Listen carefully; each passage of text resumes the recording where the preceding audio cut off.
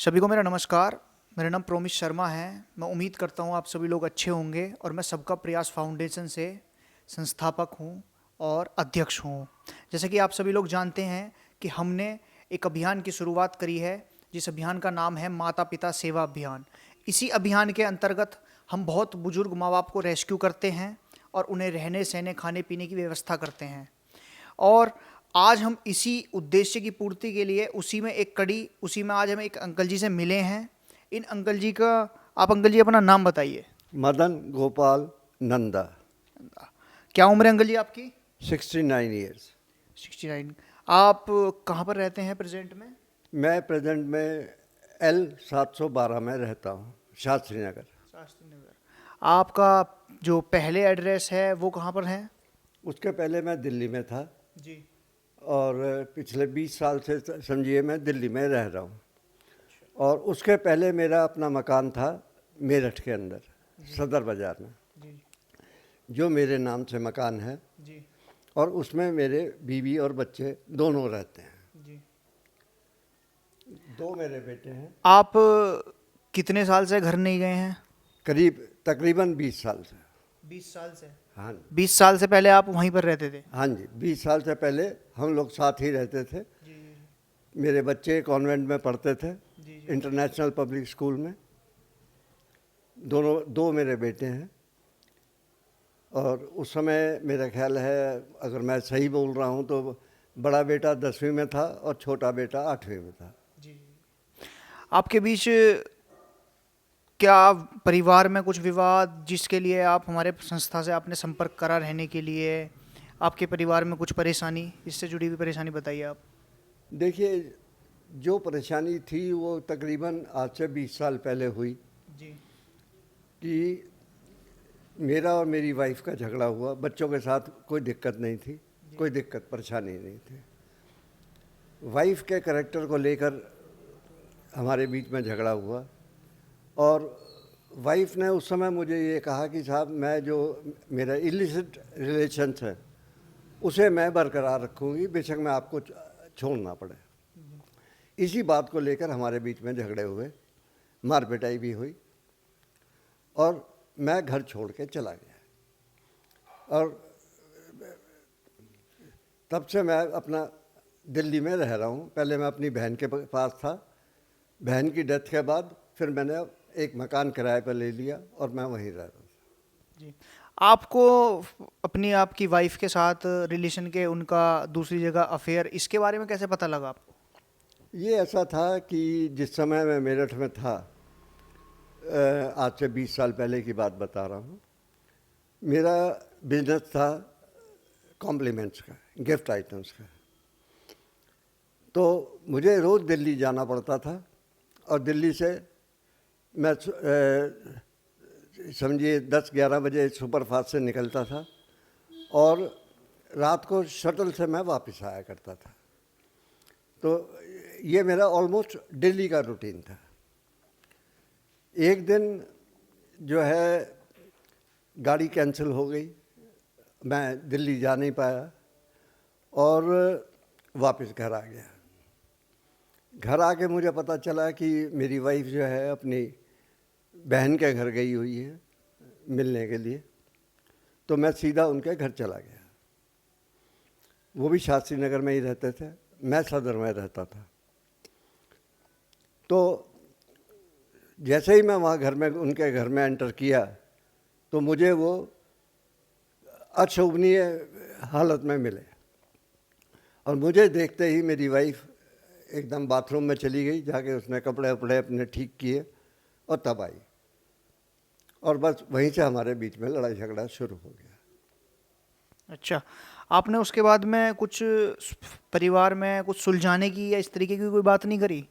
देखिए, हमारी आपस में, क्योंकि यहाँ बेसिकली उसके सारे रिश्तेदार थे, उनके बड़े मामा यहाँ रहते थे, छोटे मामा यहाँ रहते थे, मेरी बहन यहाँ रहती थी। सबके बीच में बात करने की कोशिश करी, सबके घर में आना जाना किया, लेकिन कहीं कोई बात बनी नहीं। कहीं कोई बात नहीं बन पाई? नहीं बनी। अच्छा, तो आप हमसे, हमारी संस्था से क्या उम्मीद रखते हैं इस समय? देखिए, मैं आपकी संस्था से इस समय ये उम्मीद रखता हूँ कि जो मेरा घर है, या तो मैं उस घर में जाके रह सकूं जिसमें मेरे बीवी और बच्चे रह रहे हैं, पहली चीज़। अगर ये पॉसिबल नहीं है तो जो मेरे बच्चे कमा रहे हैं वो कुछ थोड़ा बहुत खर्चा मुझे दें जिससे कि मैं अपना जीवन यापन कर सकूं, क्योंकि अब मैं तकरीबन 70 साल का हो गया हूं और कमाई के लायक नहीं रहा। मैं इस समय अपनी जो गुजर बसर कर रहा हूं किसी तरीके से कर रहा हूं जिससे कि 2 टाइम की रोटी निकल सके।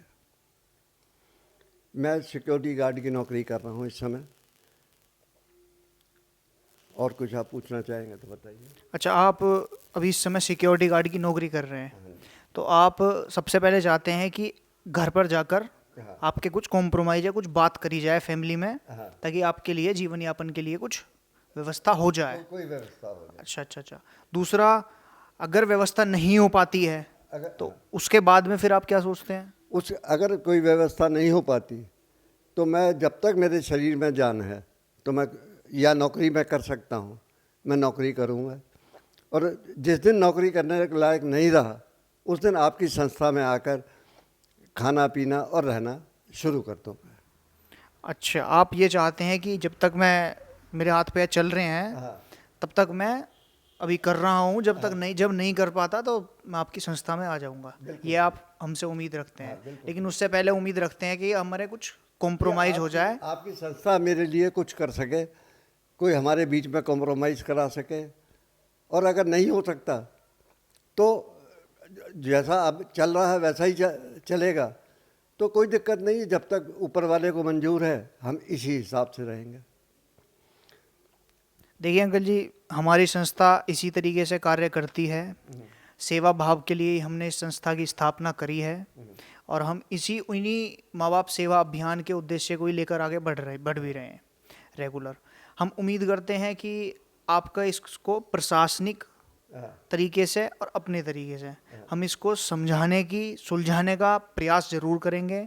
अभी हमने आपका पक्ष सुना है, अभी एक दूसरा पक्ष भी है जिसको प्रशासन सुनने की कोशिश करेगा और विवाद को कोशिश करेंगे कि आपको 20 साल बाद वही अपना परिवार, अपना घर मिल जाए। हम यह उम्मीद के साथ हम आपसे बात भी कर रहे हैं और आगे भी ये भी सोचते भी हम यही हैं। और आखिर में बस हम आपसे यही कहेंगे कि आप अभी भी अगर 1% कॉम्प्रोमाइज़ नहीं होता है तो आपको अब भी मेहनत करने की ज़रूरत नहीं है, क्योंकि आप 65-70 साल की आपकी उम्र हुए है, तब भी आप इस उम्र में मेहनत करते हुए हमें भी दुख होगा कि आप मेहनत कर रहे हैं। इस संस्था के और हमारे आश्रम के दरवाजे आपके लिए हमेशा खुले हैं अंकल जी। ऐसा नहीं है कि 2 साल 4 साल बाद आपके हाथ पैर चलने बंद होंगे तभी हम बुलाएंगे आपको, ऐसा बिल्कुल भी नहीं है। हम चाहते हैं कि सबसे पहले कॉम्प्रोमाइज़ हो जाए, वरना आप हमारे पास अभी आ जाएं, क्योंकि काम करने की उम्र नहीं है आपकी। बेशक आप कर रहे हो, वो एक स्वाभिमानी इंसान है अगर आप ये चीज़ बोल रहे हैं, और मैं इस चीज़ को बहुत अप्रिशिएट भी करता हूँ, लेकिन एक एज भी होती है अंकल जी। नहीं प्रॉमिस जी, देखिए ऐसा है कि आदमी खाली बैठ के भी क्या करेगा। अब जैसे आपके मैं संस्था में आ जाऊं, या तो वहाँ पर मुझे कोई ऐसा काम मिल जाए जहाँ मैं अपने आप को बिजी रख सकूं, कोई क्लरिकल काम है, कोई काम है आपकी संस्था से जुड़ा हुआ, या जैसे आप अब मेरा इंटरव्यू ले रहे हैं, कल को मैं जाके दूसरे आदमियों के साथ में बैठ के बातचीत कर सकूं, उनकी प्रॉब्लम्स को सॉल्व कर सकूं। तो मैं चाहूँगा कि आप मुझे किसी ऐसे काम में लगाएं जहाँ की मैं आपकी कुछ संस्था की हेल्प कर सकूं। चलिए अंकल जी, हम उम्मीद करते हैं सब अच्छा होगा और आप हमसे मिले, उसके लिए बहुत बहुत धन्यवाद। आपने बातचीत करी, हम आपके विवाद को सुलझाने की पूरी कोशिश करेंगे और हम उम्मीद करते हैं कि जो लोग हमें देखेंगे भी, आप सब लोग हमें सहयोग करेंगे, अपना आशीर्वाद देंगे और दुआ करिए अंकल जी का विवाद बहुत जल्दी सुलझ जाए। धन्यवाद। जय हिंद, जय भारत।